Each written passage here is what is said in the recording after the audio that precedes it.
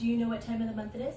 It's tennis ball retrieval time, where we get all the balls that you shoved under the couch. But you love this part of the month. Popcorn. 1, 2, 4. 1.